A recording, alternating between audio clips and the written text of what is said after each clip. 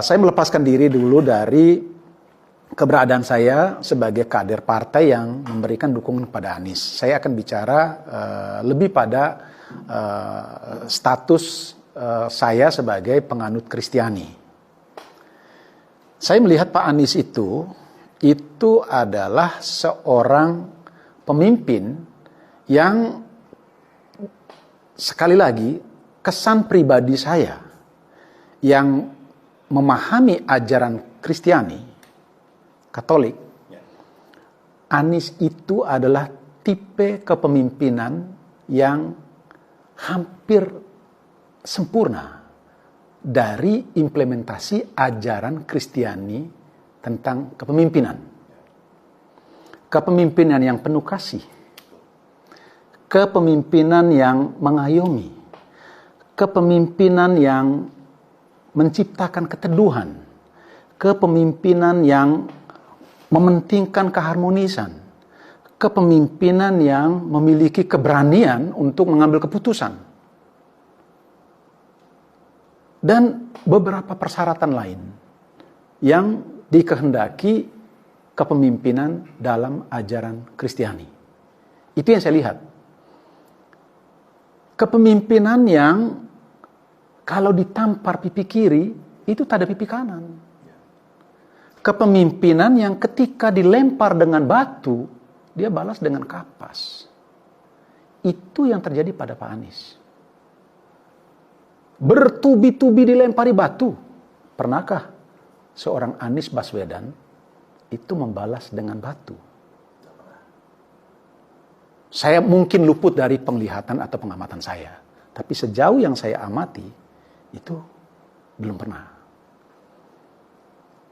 Ditampar terus-menerus. Apakah Anies pernah membalas tamparan itu? Bahkan di tadanya pipi yang lain.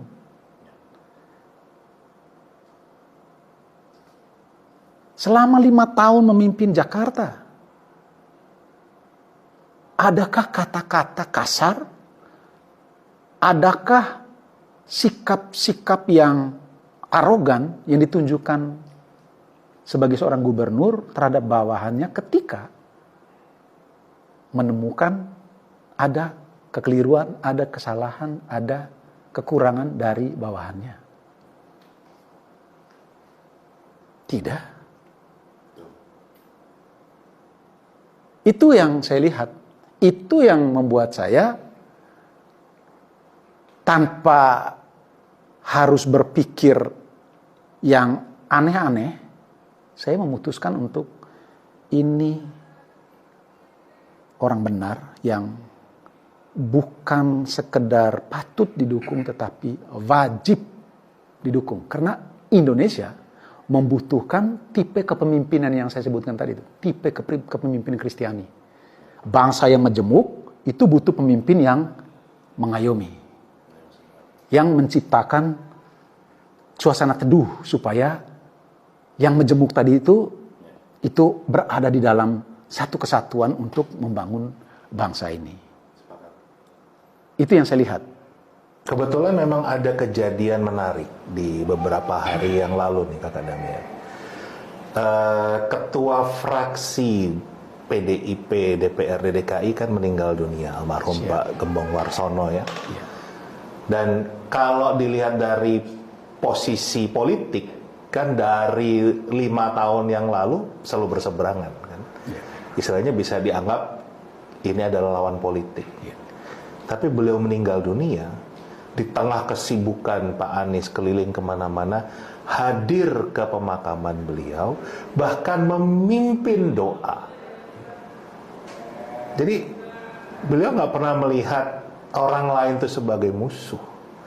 Itu menurut saya salah itu bagian dari penilaian yang Pak Anies adalah pribadi yang memiliki tingkat bukan sekedar kecerdasan, tingkat kewarasan.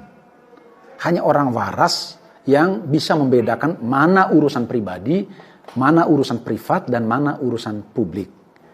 Ya kan? Saya boleh berantem secara politik dengan lawan politik dari kubu yang lain. Tetapi sebagai kawan, ketika ada sahabat saya dari partai lain yang tadinya saya berseberangan mengalami kedukaan, itu udah hukum kemanusiaan itu mewajibkan kita untuk menempatkan kepentingan persahabatan ini jauh di atas kepentingan politik gitu. Itu tidak semua orang memiliki kedewasaan seperti itu. Ada banyak politisi yang saat berantem dalam politik terus berakhir dengan dendam berkepanjangan dan seterusnya. Untuk apa? Untuk apa? Kepemimpinan Kristiani tidak pernah mengajarkan itu. Kalau sampai ada ya orang-orang Kristiani yang memiliki sifat bertentangan dengan kepemimpinan Kristiani, maka kekristenannya itu patut dipertanyakan, patut dipersoalkan. Lalu apa kepentingannya kita dengan Anies?